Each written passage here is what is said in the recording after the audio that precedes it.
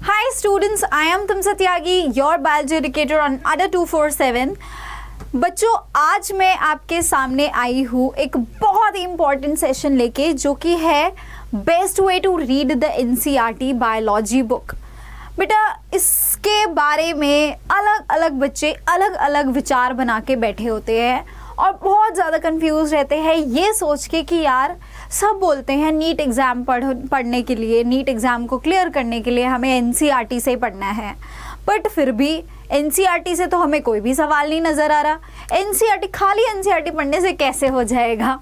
तो ये बच्चे हमेशा पूछते रहते हैं और इस बात को लेके उलझन भी रहती है। लेकिन आपने देखा होगा, आप कहीं भी चले जाओ, किसी भी बायो के टीचर से पूछ लो, आपको सिर्फ एक ही जवाब सुनने को मिलता है। वो क्या कि हाँ बेटा जी, आपका सिर्फ और सिर्फ NCERT से पेपर आता है, इसके अलावा आपको कोई और दूसरी किताबें पढ़ने की ज़रूरत नहीं है।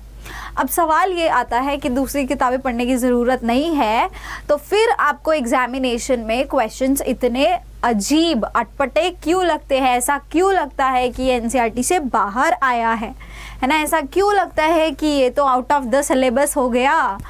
हाँ, मैम ने तो झूठ बोल दिया या सर ने तो झूठ बोल दिया था कि NCERT से तो कुछ नहीं आया। प्रॉब्लम ये होती है बेटा, प्रॉब्लम ये होती है कि NCERT सबके पास है ना?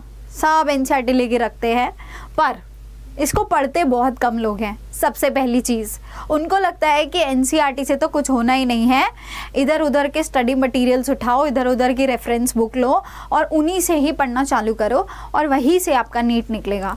So that is absolutely wrong. सबसे पहली चीज़ बेटा आपको पता होनी चाहिए, नीट एग्ज़ाम CBSE कंडक्ट कराता है एंड CBSE ने NCERT बुक को ही एज अ रेफरेंस यूज़ करने के लिए सजेस्ट किया है, क्योंकि सारे सवाल यहीं से बनते हैं।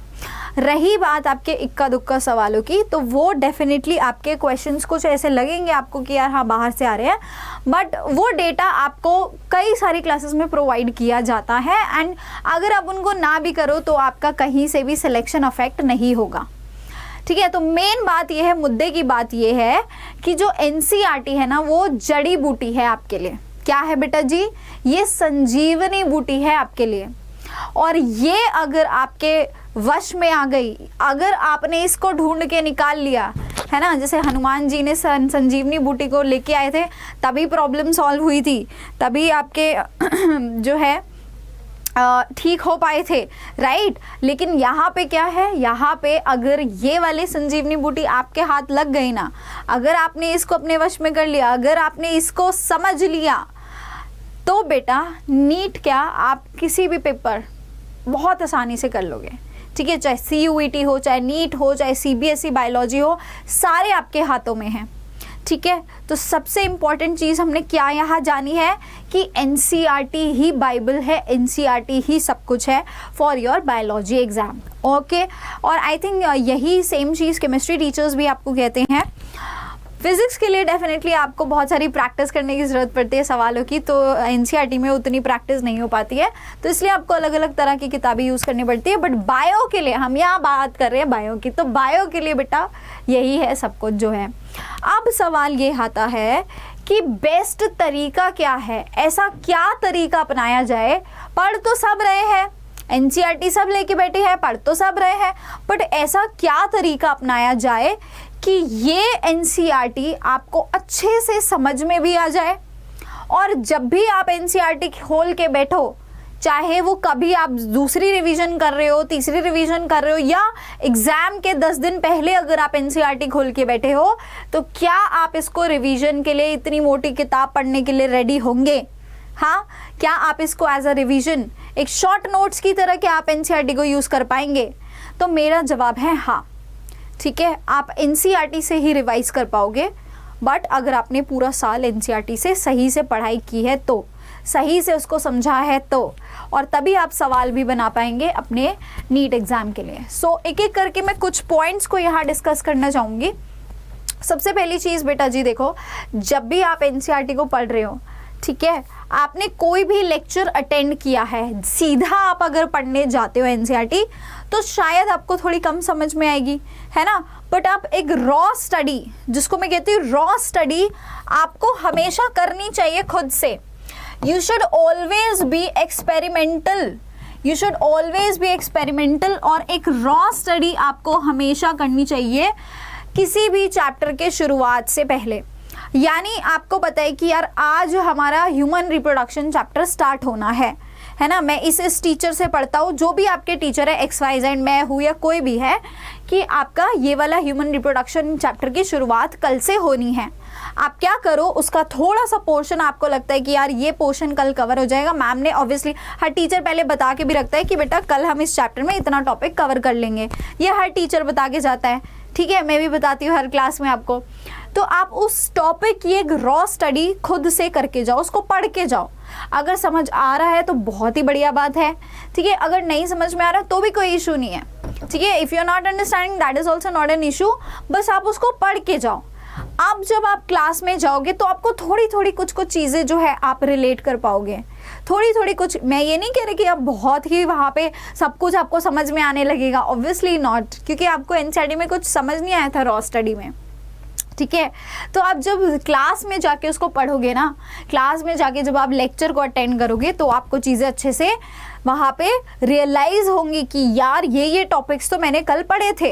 अच्छा, फिर क्लास में टीचर तो अच्छे से समझाएंगी, क्लास में टीचर नोट्स देंगी, फिर उन नोट्स के साथ, उस क्लास के साथ, है ना, उस लेक्चर डिलीवरी के साथ जब आप वापस से दोबारा से एनसीईआरटी को खुद से सेकंड टाइम जब रीड करोगे, सेकंड टाइम जब आप रीड करोगे बेटा, तो आपको काफ़ी सारी चीज़ें समझ में आने लगेंगी, है ना, क्योंकि वो आपका टॉपिक क्लास में आपने उसको पढ़ा, अब आप एनसीईआरटी से खुद से पढ़ोगे तो आपको चीज़ें समझ आएंगी, ठीक है। इसी तरह आपको एनसीईआरटी की कई बार रीडिंग करनी पड़ेगी, ठीक है, क्योंकि आपके कितने, जैसे मान लो अगर मैं 12वीं की बात करूँ, कितने ही चैप्टर्स, आपके 16 चैप्टर्स हैं, ठीक है। अब आप पूरा साल इन्हीं 16 चैप्टर्स को कई बार रिवाइज करोगे, है ना, आपका सिलेबस ख़त्म हो जाता है, फिर आप इनको रिवाइज करते हो, तो कम से कम भी आप 5-6 बारी जब हर एक चैप्टर को रीड कर लेते हो, है ना, 5-6 बार, कम से कम 3-4 बार तो यार आपकी रीडिंग नॉर्मली वैसे भी हो जाती है, और एग्ज़ाम टाइम में आप दोबारा रीडिंग लगाते हो, ठीक है। तो वो जो लास्ट में आप सेकंड थर्ड टाइम में उस रीडिंग को आसान करने के लिए क्या करते हो, आप वहाँ पे हाइलाइट्स करते हो, आप रॉ स्टडी में भी हाईलाइट करते हो, है ना, आप सेकंड टाइम में और अच्छे से वहाँ पे और चीज़ें आपको एक्स्ट्रा पता होंगी तो वो आप और पेन से नोट करोगे वहाँ पे, है ना। और एक बच्चों की बड़ी आदत होती है कि एनसीईआरटी को पूरा रंग बिरंगा बना दो, है ना, आप क्या करते हो, एनसीईआरटी को पूरा रंग बिरंगा बना देते हो, हाइलाइटर लिया और ये भी इम्पोर्टेंट, ये भी इम्पोर्टेंट, ये भी इम्पोर्टेंट, लगे पड़े हो, पूरा पेज क्या करें, पीला नीला हरा करके बैठ जाते हो। दोबारा जब पढ़ने जाओगे फिर से तो सारा पढ़ना ही पड़ेगा, उसको हाईलाइट करने का फ़ायदा क्या हुआ, आपने अपना टाइम थोड़ी ना बचाया, आपने कोई शॉर्ट नोट नहीं बनाया, आपने बस जो वो सफ़ेद एनसीईआरटी थी उसको हरा कर दिया, that's it. That is the biggest mistake that you guys do when you are highlighting your NCERT while reading. So that is very very important how you highlight your NCERT. बार बार आप किताबें नहीं खरीद सकते बेटा, एक बार आप किताब खरीदते हो सेशन के शुरुआत में और आपको उसी किताब को पूरा साल चलाना है, अपने नीट एग्ज़ाम के लिए भी चलाना है, और बार बार खरीदना मैं सजेस्ट भी नहीं करूँगी। फ्रेश बुक्स को दोबारा से पढ़ने में it takes a lot of energy, lots of time, and there is a wastage of your money also, and then कोई फ़ायदा नहीं, इट्स कम्प्लीटली फ्यूटाइल।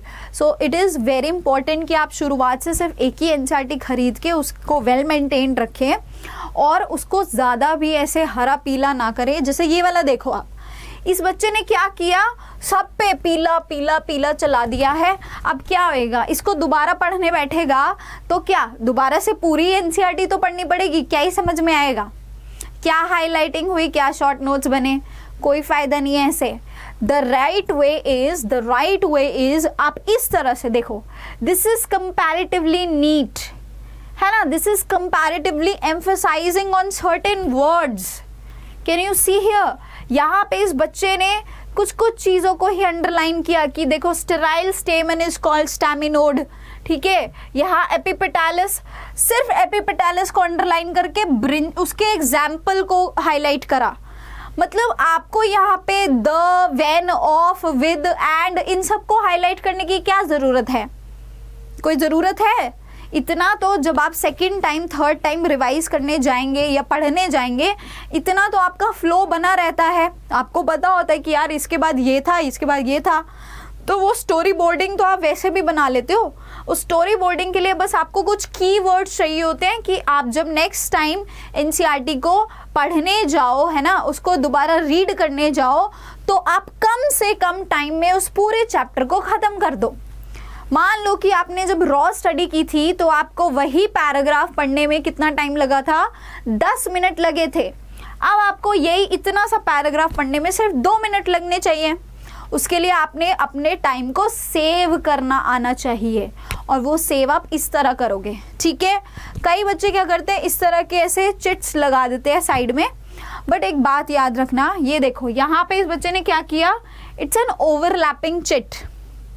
इसमें क्या गलती होती है, चिट्स लगा दो, नो इश्यूज, ठीक है, चिट्स लगाओ बट सही तरीके से लगाओ, ठीक है। तरीका क्या होना चाहिए, अब यहाँ जो चिट लगाया वो ओवरलैपिंग चिट लगाया, यानी ऐसा भी हो सकता है कि बच्चे ने चिट लगा दिया, मान लो जल्दबाजी में इसके नीचे का वो डायग्राम ही पढ़ना भूल गया, तो क्या फ़ायदा हुआ, फिर उसने तो इम्पॉर्टेंट वहाँ पे चीज़ मिस आउट कर दी, है ना। तो आप अगर इस तरह के स्मॉल अगर अपने यहाँ पे चिट पेपर्स यूज़ कर रहे हो एज अ एक्स्ट्रा नोट्स या कुछ भी एक्स्ट्रा बात लिखने के लिए, ठीक है। वैसे तो देखो एनसीईआरटी में इनफ स्पेस होती है ऐसे साइड वाइड में, आप उसको यूज़ कर सकते हो। मेरे हिसाब से आपको चिट्स की ज़रूरत नहीं पड़ेगी, आप छोटा छोटा वहीं साइड में स्पेसेस को यूटिलाइज कर सकते हो। Keep your writing small there, and इतनी भी छोटी नहीं होनी चाहिए, इतनी भी बेकार नहीं होनी चाहिए कि आपको समझ ही ना आए, ठीक है।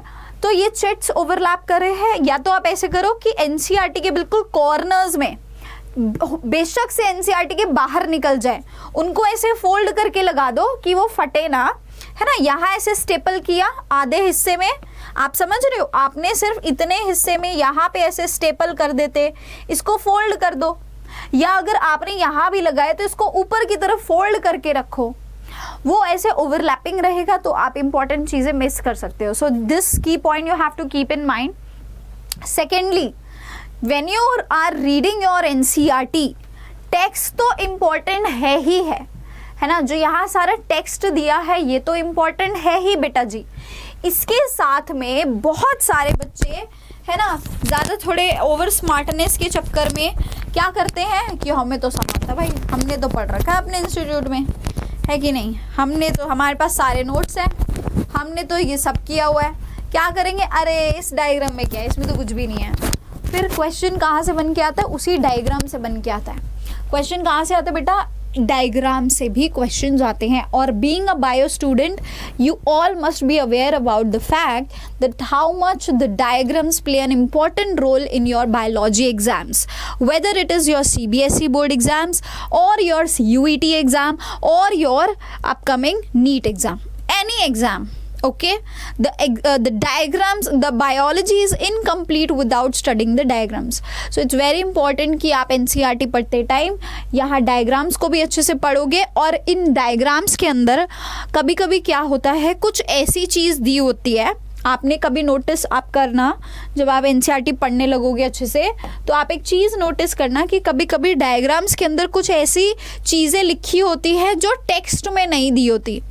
तो बेटा उससे रिलेटेड जो भी कंटेंट है वो आप दूसरी बुक्स में ढूंढो, या अपने जो भी आपके टीचर्स आपको पढ़ाते हैं, हम नोट्स में डेफिनेटली वो चीज़ प्रोवाइड करते हैं। तो आपको यही चीज़ ध्यान रखनी है कि टेक्स्ट के अलावा डायग्राम से भी बहुत सारी इंफॉर्मेशन आपको कलेक्ट करनी होती है। यही चीज़ हो जाती है, यही से सवाल बन जाते हैं, फिर बच्चे कहते हैं ये तो आउट ऑफ द सिलेबस है, ये तो टेक्स्ट में कहीं लिखा नहीं। बट बेटा वो चीज़ डायग्राम में लिखी थी ना, है तो NCERT से। सो समझे, आपको बेसिकली NCERT को डिकोड करना आना चाहिए, है ना। NCERT ये नहीं कि लाइन बाय लाइन उसको पढ़ते जाओ, इतना आसान नहीं होता नीट एग्ज़ाम कि आपको एक लाइन उठा के जैसे ये दी है पीछे, हाँ ऐसे कोई नहीं पूछेगा, ऐसे कोई नहीं पूछेगा डायरेक्टली। ऐसे क्वेश्चंस बहुत रेयर होते हैं, ठीक है, वो आपके इजी क्वेश्चंस में से आते हैं, ठीक है। वो शुरू के बस आपको 2-3 सवाल मिलेंगे, उसके बाद लेवल जो है वो हाई होता रहेगा और आपको बायोलॉजी में कॉन्सेप्ट बेस्ड क्वेश्चंस मिलेंगे। उसके लिए NCERT को समझना, basically you need to extract the information from the NCERT। So for extracting the information you need to understand the things. You don't have to ratify there. आपको कुछ वहाँ पे cramming नहीं करनी. कितनी भी क्रैमिंग कर लो, पेपर में जाके आप कुछ भी उगल नहीं सकते, कुछ लिख नहीं सकते. नीट का पेपर है, MCQ आता है, कॉन्सेप्ट लगाया तो नंबर मिलेंगे, नहीं तो नेगेटिव मार्किंग. गलत किया, अदरवाइज अटेम्प्ट नहीं किया तो 0. So you must be very well aware. बेटा now I hope you understand. And same with this, बहुत सारे ऐसे इस तरह के आपके चार्ट्स दिए होते हैं. So these charts are also very very important. They are telling a lot of information. So इस तरह के graphs, charts, diagrams, जो भी extra चीज़ें वहाँ दी होती हैं, even इनके नीचे की जो ये labeling है, everything. और इवन बेटा जब आप पूरा चैप्टर ख़त्म कर देते हो, मेक इट अ हैबिट, आप NCERT के सारे बैक क्वेश्चंस को एक बार सॉल्व करोगे खुद से. अगर आपसे नहीं हो रहे हैं तो आप आप कहीं से हेल्प ले सकते हो. नहीं तो बहुत सारे हम लोग NCERT के सोल्यूशंस भी करवाते हैं, आपको ऑनलाइन भी कराते हैं. अदरवाइज बहुत सारी किताबों में भी आपको सोल्यूशंस मिल जाएंगे. So you should always go with the solutions. And नीचे की समरी भी एक बार उसको गो थ्रू कर लो चैप्टर पढ़ने के बाद. सो आपको बेसिकली NCERT का कुछ एक क्षण नहीं छोड़ना है. आपको हर एक चीज़ है ना, आपको हर एक चीज़ उसकी वहाँ पे पढ़नी है. But again you don't have to underline everything, you don't have to highlight everything. extract the information from there what the NCERT is trying to say. Right. And बाकी इसके अलावा बेटा हमारे लेक्चर्स में भी आपको हेल्प मिलती ही रहेगी. सो आई एम रियली होपिंग कि आपको समझ में आए किस तरह से NCERT को पढ़ना है. अगर आप इन तरीक़ों से NCERT को पढ़ोगे तो अपना आप बहुत सारा समय बचा सकते हो और आप सारे एग्ज़ाम्स को भी ईजिली निकाल सकते हो. All the very best. Thank you so much and do share this session as much as you can because the students require this information very much. Those who are appearing for their NEETs, UET as well as the CBSE board exams. NCERT is the Bible. इतनी बात याद रख लोगे तो बेड़ा पार हो जाएगा. चलिए बाय बाय, टेक केयर.